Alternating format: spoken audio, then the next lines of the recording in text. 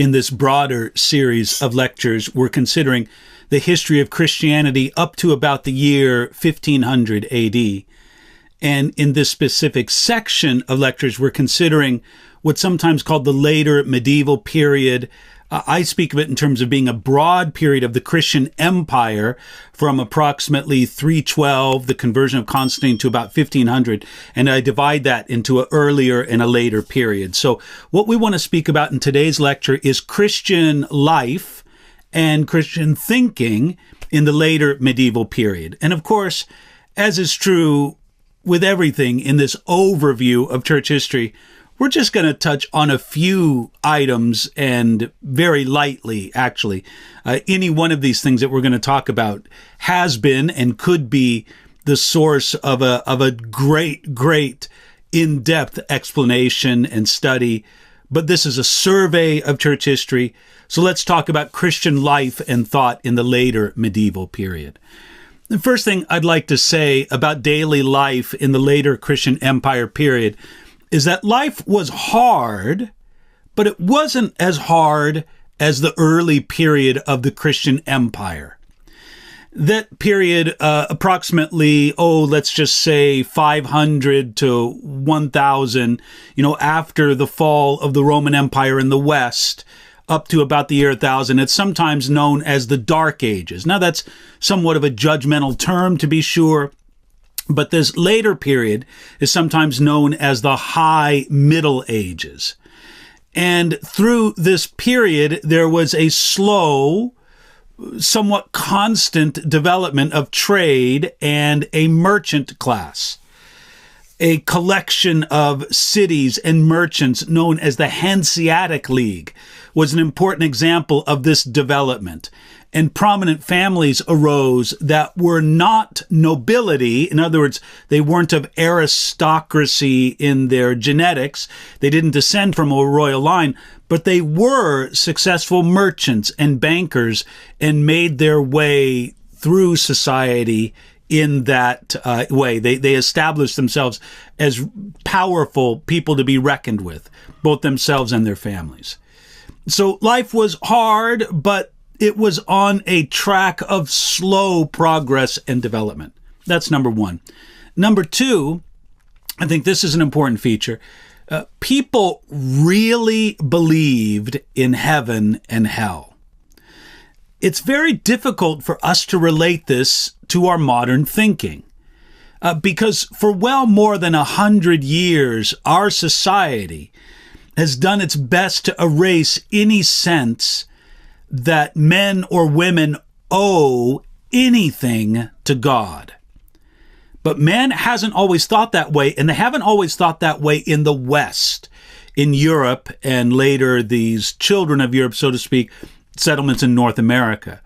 There was a time when almost everyone in the Western world believed that heaven and hell were real, and that there was nothing more important in life than escaping hell and going to heaven.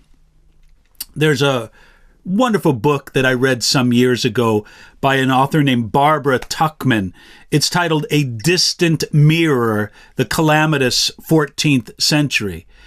She writes in that book about life in Europe in the 14th century. And Barbara Tuchman in that book describes how when they were not fighting wars, unemployed soldiers became small armies of bandits, and they robbed and burned and killed and raped in many of the towns and villages all over Europe. Now, that book described how often these brutal criminals would negotiate with a town before they attacked it. If the town agreed to give these brutes a large amount of money, then the army would leave the city alone. But if the town refused to give the money, or they could not give the money, then they attacked. And these negotiations were done with formal contracts and, just protocols and such. Now, from one such contract that we have existing to this day, they've discovered that when these horrible men came to a community that was a monastery, they insisted on money. Okay, you have to give us so much money. But they also demanded that the priests of the monastery give them a written document saying that all their sins were forgiven. Now, can you imagine that scene? These were violent, horrible, brutish men, yet they were concerned about the forgiveness of their sins and that they would go to heaven. They were concerned because they believed that heaven and hell were real. That's something very different about culture today, at least in the Western world, than it is in from several centuries ago, from this late medieval period. Number 3, there was a great sublimation, if I can use that word. It just means a bringing under of the individual, the I, the individual, the ego, if you want to use a psychological term. That was brought under the interests of the community and under the interests of God and his glory as a whole. I'll give you an example of this. Canterbury Cathedral took 23 generations to build. And we don't even know the names or the architects or the builders. This was typical. You see, in this late medieval period, noblemen, aristocrats, they had surnames. They had second names, last names. But for more than 99% of medieval Europe, some 60 million people, they were simply known by a first name, as being the son of their parents, or by a nickname. There just wasn't much individuality. And people didn't demand, I'll do things if I can be known in doing it. There was a sense that the community was more important, and in some sense, that the glory of God was more important. Fourth, we can say, there was very little awareness of time in the sense of knowing what century you were in. Now, again, we have clocks, we have phones that tell us what time it is. We have calendars, we have reminders. We live with a very heavy consciousness of time. Even when we're late, we understand what time is. But in this late medieval period, people really didn't know what century they were in, what year they were in. Now, it's not that they were ignorant. It's just that these concepts weren't so important to them. But because things changed in society very slowly. Now, I just want you to think, here we are, the year I'm recording this lecture is the year 2022. And I just want you to think how different the world was 22 years ago at the year 2000. The world is very different today than it was just 22 years ago. There's been a lot of change. In some ways, there's been a lot of progress. But if you were to take life in the year 800 and then take a look at life in the year 1000, or compare the 200 years between 1300 and 1500, there was not nearly as much difference in the world. Now, as time went on, the closer you get to the year 1500, and we're just using that as an approximate sort of arbitrary marking point, the closer you got, there was more progress, and we'll talk a little bit about those things later. We have in previous lectures. There was great change coming upon the horizon, but in general, through this period, things changed very slowly. And the life you lived today was not greatly different than the life of the people who lived 200 years before you. The ecology of Europe was very different as well. If you were to go to Europe today, you'll see great fields and forests, of course, in traveling by train or driving, or if you were to fly, you'll notice there's a lot of empty space.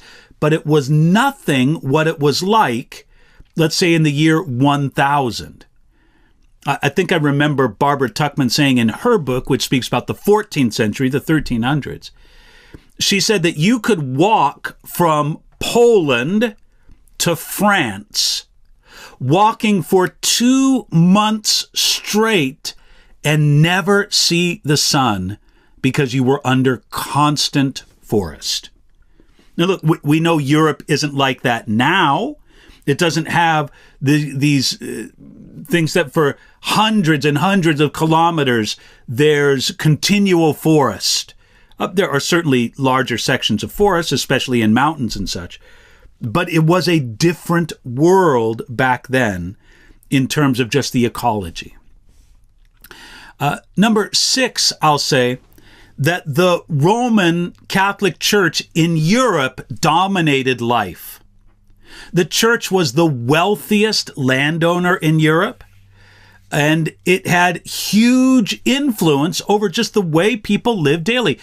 If you were to eat meat during Lent, at certain times in some places, that was considered to be a death penalty crime. To go against the authority of the church meant that the church said you were certainly going to hell. The doctrine was very simple in one sense. It was the doctrine of outside the church, there is no salvation.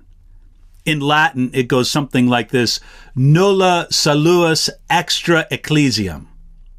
Now, that was first promoted as early as the 3rd century by Cyprian, but it was believed by almost everyone in Europe in this medieval period, and it was very explicitly affirmed by church councils.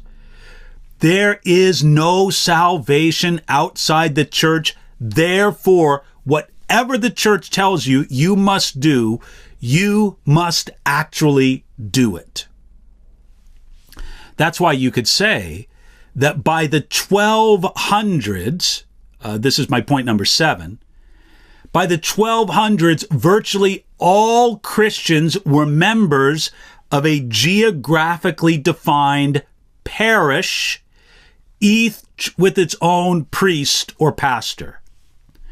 In 15th century England, there were about 9,500 parishes with a population of about 3 million people.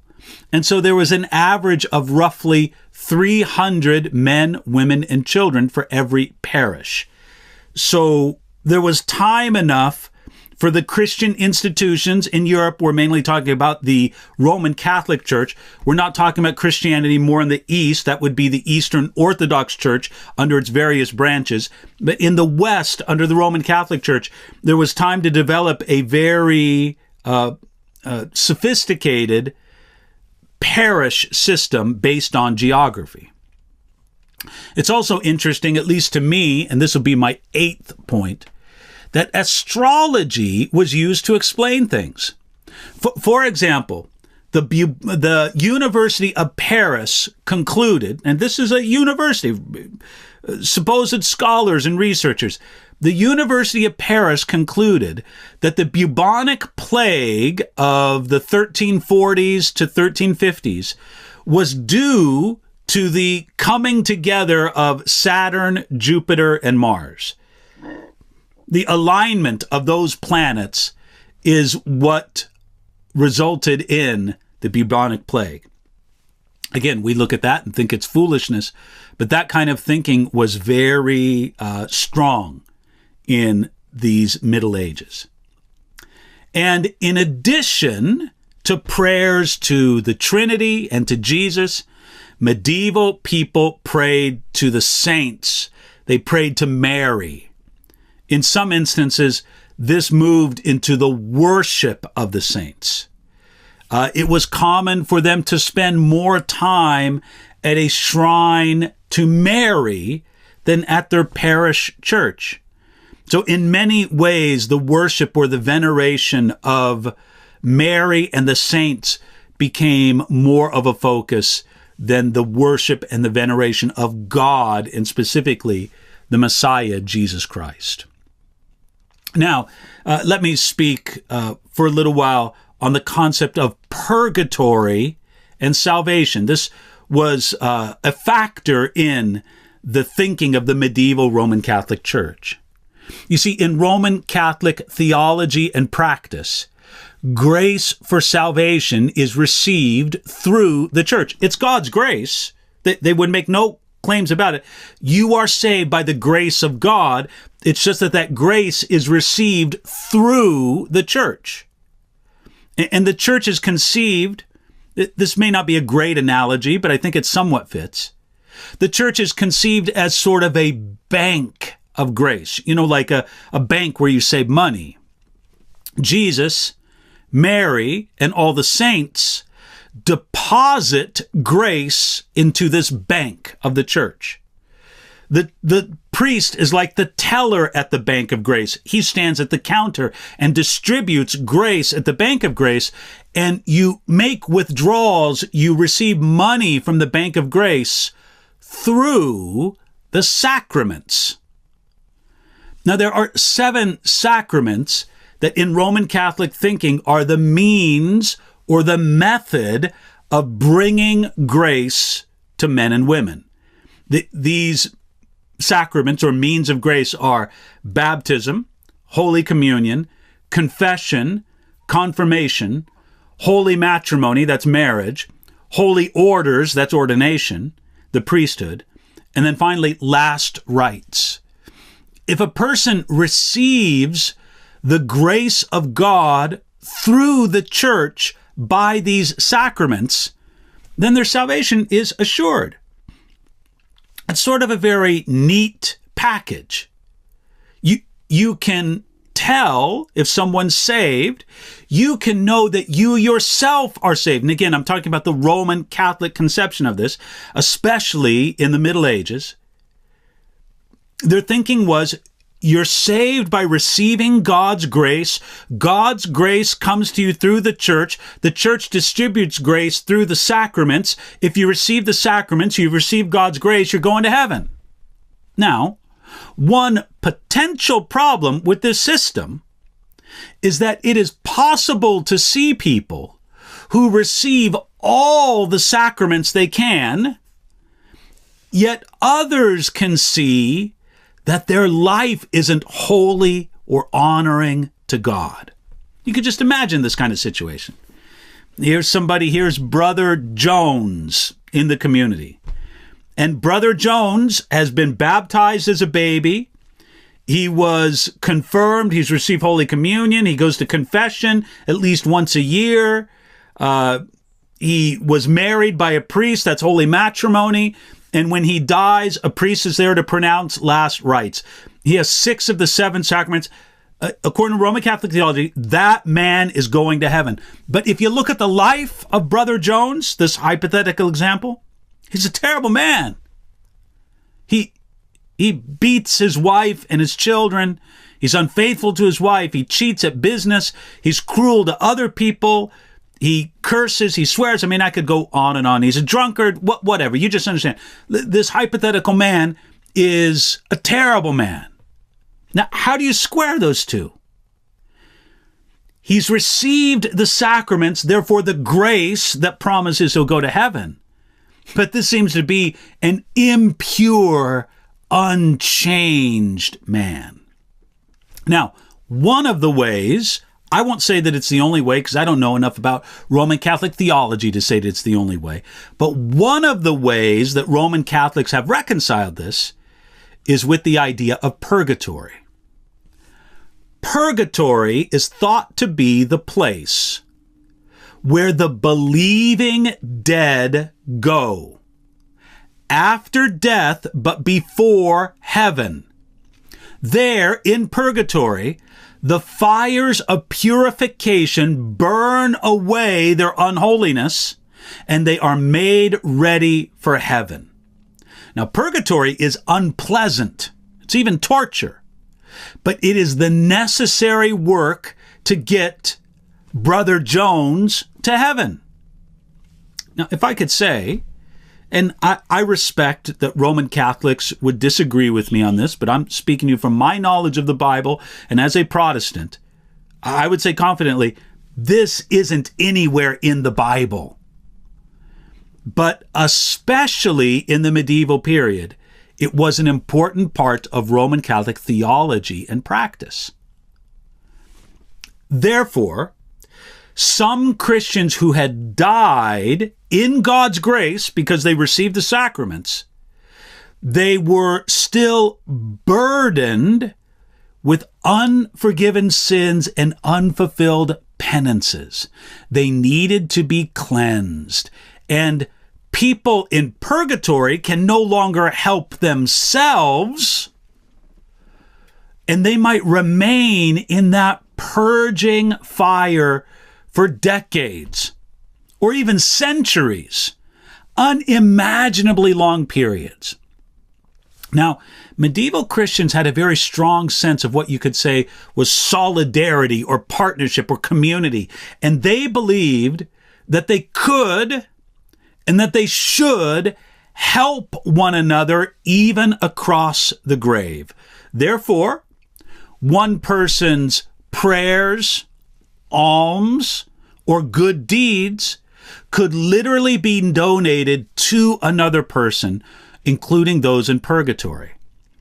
Those who were concerned about their dead parents, their spouses, their children, or others, they would pray for them, asking God to be merciful and to shorten their time of purgation, their time in purgatory. Through prayers, through good works, through pilgrimages, through donations to the church, you could also have the Pope free someone from purgatory. You see, it's very important to Roman Catholic theology to say that the Pope holds the keys to open all things in heaven and on earth. And therefore, because he has the keys, he can open things in heaven, on earth. He can free souls from purgatory if he chooses to. A church decree of 1343 explained some of this. This is the church decree Corpus Juris Canonici. Here's some of that decree. Now this treasure is not hidden in a napkin or buried in a field, but he entrusted it to be healthfully dispensed through blessed Peter, bearer of heaven's keys, and his successors as vicars on earth, to the faithful, for fitting and reasonable causes, now for total, now for partial remission of the temporal punishment of sins, and to this heap of treasure the merits of the Blessed Mother of God and of all the elect, from the first just man to the last, are known to have supplied their increment. Now, I know the wording of that is a little bit old, but if I could just translate the concept for you, the idea here is that the Pope has heaven's keys, and he owns the keys to the treasury where the merit of Jesus, where the merit of Mary, where the merit of the saints is kept, and he can open up that treasury and dispense it as he will. If the Pope wishes to free a soul from purgatory, Roman Catholic theology says he can do it. He has the keys. And in 1476, it was declared, officially declared, these things are often existing in Roman Catholic practice long before they're existing as official decrees. In 1476, it was decreed that indulgences could be granted to the dead to help release a soul from purgatory. So this belief in purgatory did a lot to shape the thinking of Europe, in preparation for Martin Luther's Reformation. That was really the flashpoint of the Reformation, was Luther's dispute over the practice of selling indulgences to free souls from purgatory. Let's move on from talking about purgatory and speak about how the Bible was brought to Christians who were non-readers, which was most Christians in this period of church history. Almost all Christians in this later medieval period were illiterate. Now, I would make a contrast between the first several centuries of Christianity, where I think that literacy was far more widespread. It was nothing like modern standards of literacy. But of course, in the first few centuries, we have good reason to believe that not only there was much more literacy, but manuscripts, handwritten, of course, were more commonly distributed among people. But there's no doubt that by this late medieval period, almost all Christians were illiterate, but they learned something of the Bible in many different ways. Some of them through illuminated manuscripts, manuscripts that were beautifully decorated, and you didn't have to be able to read the manuscript to be able to gain something from it. Although I should say that it would be rare for a common everyday Christian to even see such a glorious illuminated manuscript. I'm reminded of the fact that even after the invention of printing in the early 15th century, that Martin Luther, now again, we're talking about Reformation time, so this would be in the very early 1500s. I'm just using him as an example. Martin Luther never even saw a Bible until he went to university. So you're talking about his late teens, early 20s. I'm not saying he never possessed a Bible or read a Bible. I'm saying he never even saw a Bible until that time. That was common. And of course, in the centuries prior to the early 16th century, that was sort of when Martin Luther was an adult, it was even less common for Christians to have any access to the scriptures. But they could theoretically see an illuminated manuscript that taught not only from the words on the page, but from the drawings on the page. There were dramas, there were works of art like stained glass, paintings, sculptures, and of course there was the preached word. So let's just talk about for a bit how the Bible came to non-readers in this late medieval period. And one of the ways was through simply what we call the mystery play. Mystery plays began as short dramas that presented biblical topics, oftentimes during Easter. For example, there was something that they called the Creed play, and it was divided into 12 different pageants, each of which dramatized a phrase from the Nicene Creed.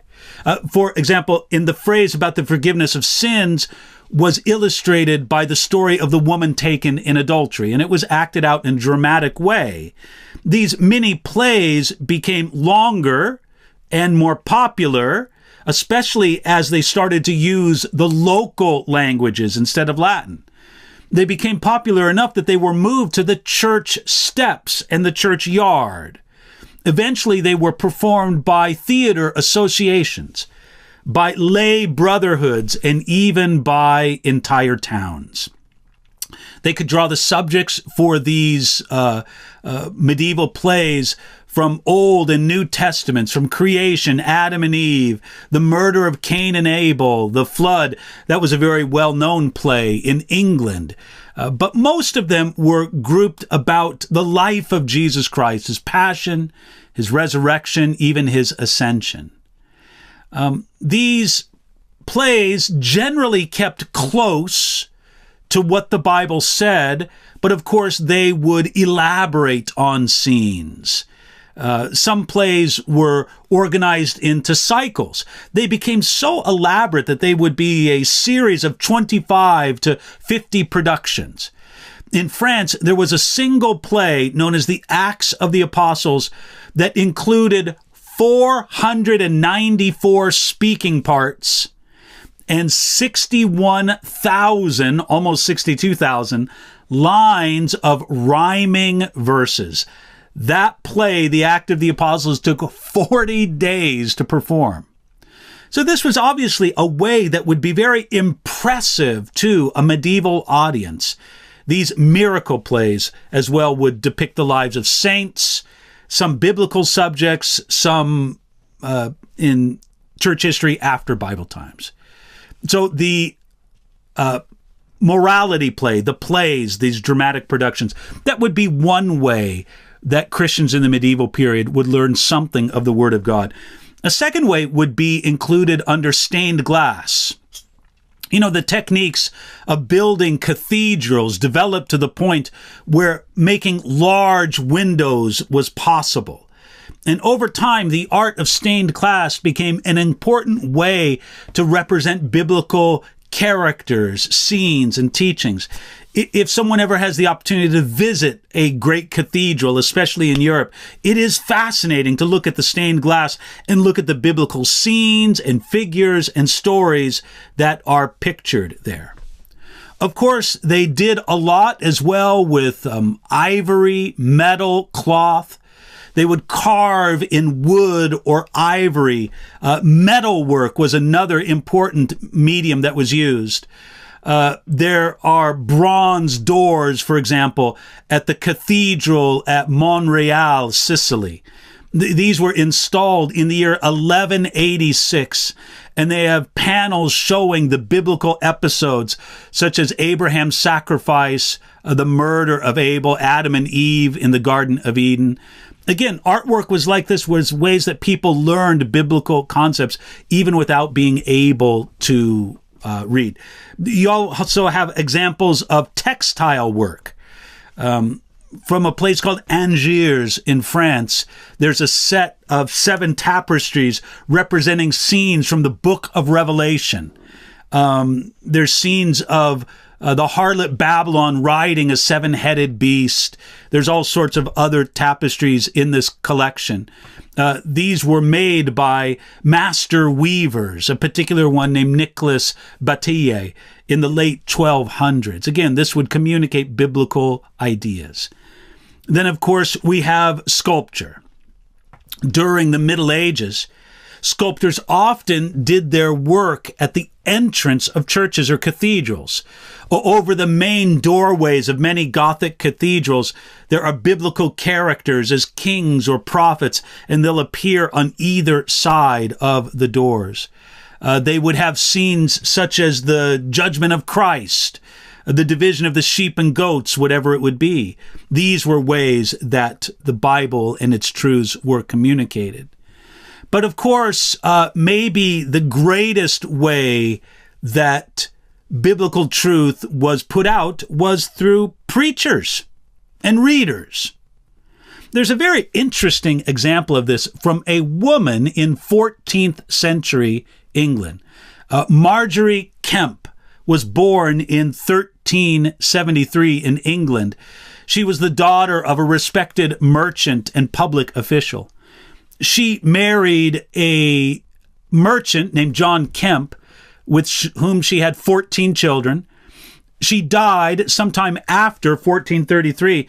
Now, Marjorie was illiterate, which is interesting because this depiction, you can decide whether it's supposed to be a depiction of Marjorie or not. She's listed writing. Marjorie did not know how to write. She was illiterate. But she gained religious knowledge from, well, number one, readers. In her autobiography, she said that she hired people or arranged for people to read to her many books of the Bible, theologians' commentaries, books that were popular at the time, such as the Revelations of St. Bridget of Sweden or The Scale of Perfection by Walter Hilton.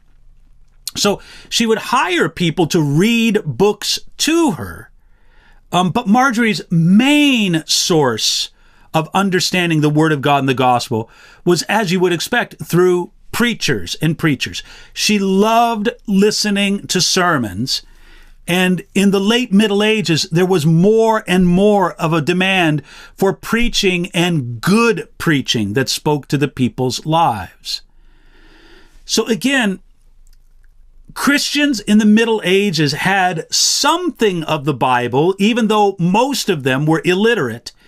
but they would learn about the events, the characters, and the teachings of the Bible through preachers, through readers, through plays that they would watch, dramas, through artwork that they would see. In many different ways, they would learn about the Bible, though I would say in a very imperfect, sort of insufficient way. Now, coming back to this woman, Marjorie Kemp, who was born in 14th century England, she's also an example of a next point I want to make as a part of late medieval Christian life, and that's the pilgrimage. Marjorie Kemp was a tireless pilgrim. Now, she began her pilgrimages in a modest way by visiting with her husband local shrines in England.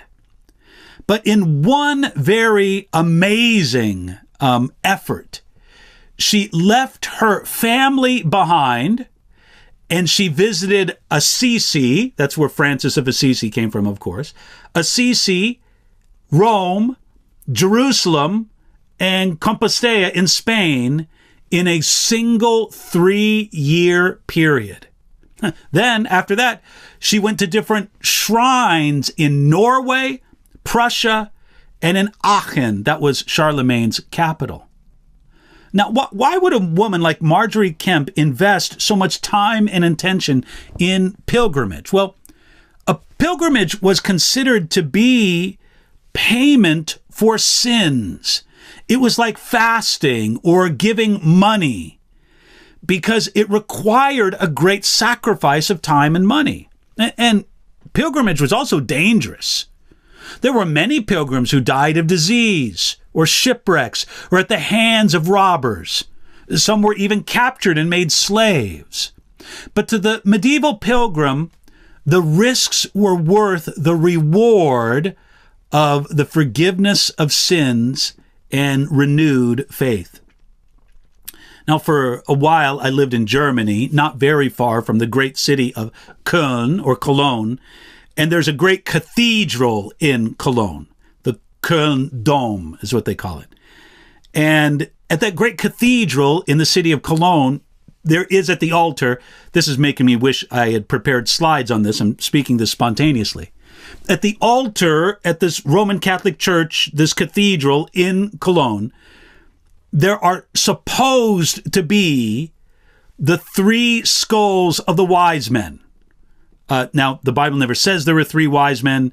It certainly doesn't give us their names, but there's the names attached to them. I think it's Melchior, Balthazar, Caspar. And supposedly, I think this is all legend and not fact, the skulls of the 3 wise men are there. Now, they arranged the placement of those skulls on the altar so that pilgrims could walk in sort of a U shape around them and see them to accommodate the hundreds, if not thousands, of pilgrims who came to see these skulls when they were on display. And I remember when I was taking a tour of that cathedral once, I've been there several times. It wasn't very far from where we lived. But in going to that cathedral and hearing the tour guide talk about this, just being struck with how amazing it was that there were hundreds or not, if not thousands of pilgrims that would come to visit these relics over many hundreds of years. And you say, well, what's the draw? What's so great? Well, time off of purgatory. The forgiveness of sins. These things were granted to, in Roman Catholic theology, those who visited these supposed relics of saints and people connected with the Bible. Okay, let's move on to our next topic. A little bit of an unpleasant topic in some ways. I want to speak to you about a movement or a people that is sometimes called the Flagellants. You see, when bubonic plague was sweeping Europe, there arose a lay movement that was concerned with holiness, purification, and preparing the Christian community to face the judgment of God. Now, sadly, this movement quickly, we would say those are good things, right? Holiness, good thing. Purification, good thing. being ready to face the judgment of God. All of those things are good. But this particular movement very quickly settled into unbiblical and what I would call ungodly practices. And they were, for the most part, branded as heretics. These people were known as the Flagellants. Now, variations of this sect could be traced back to the year 1259, beginning in Italy. But they spread across the European continent in impressive numbers in 1349, one of the years of the Great Black Death. Christendom was deeply shaken under the horrors of plague time. 1/3 to 1/2 of the population of Europe lay dead in what was evident to everybody as a searing judgment of God against a corrupt institutional church and society. The fear of God's judgment brought together a diverse group. In these groups of flagellants, there were bishops and lay people, there were princes and peasants, men and women, rich and poor. They all came together under this banner of the flagellants. They would wear sometimes white outer garments, sometimes with a bold red cross on the front and the back. They would wear caps with the same red cross, and they would march from city to city in great processions, singing hymns and other songs as they marched. And twice together, they would gather together in a church or a public square and endure what they called their daily discipline. First, a letter would be read. The letter was supposedly from an angel, and it was supposedly laid on the altar of St. Peter's in Jerusalem. That letter said that Jesus was angry at the world's wickedness and would soon bring judgment. But mercy was promised on the condition that these flagellants would gather and make pilgrimages of suffering that would last 33 and a half days, corresponding to the years of what was thought to be the years of Jesus's earthly ministry. They would then strip to the waist, fall on their knees or on their faces 3 times, and they would carry a whip with heavy pieces of iron, sharp iron embedded in the end, and they would whip themselves, striking in time with the rhythmic music of the hymns that they sang. They would use particular gestures to indicate what sins they had been addicted to. So the hard drinker would put a finger to his lips, the gambler would move his hands as if he was throwing dice, and so forth. Blood was often seen flowing down the bodies of these zealous people. To give you a little idea of the songs they would sing, there's one song that a part of it, could translate it from German, went like this. Now join us all who will repent. Let's flee the fiery heat of hell. Lucifer is a bad companion. Whom he grabs, he covers with tar. Let us flee away from him. Whosoever will through our penance go, let him restore that what he's taken away. Now, although they failed to secure much of a following in the British Islands, the fervor of the flagellants captured the imagination of much of the European continent. You know, they perceived that they were under the judgment of God in unmistakable power, especially through the plague.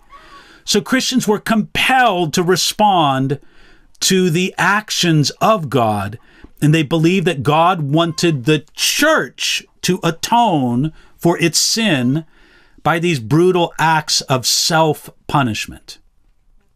At their root, the flagellants were people who loved God. They took his judgment seriously, and they were obviously willing to undergo great sacrifice for the sake of God. But tragically, we would say, their zeal was not according to knowledge. It was vain. It was futile. You see, the flagellants were deceived in thinking that by their own suffering, they could somehow make up their debt to God. It's good to be sensitive to God's hand of judgment.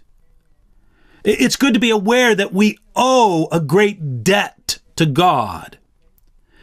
But the Flagellants worked their hardest to prove to God that they were worthy of his forgiveness because they were willing to suffer.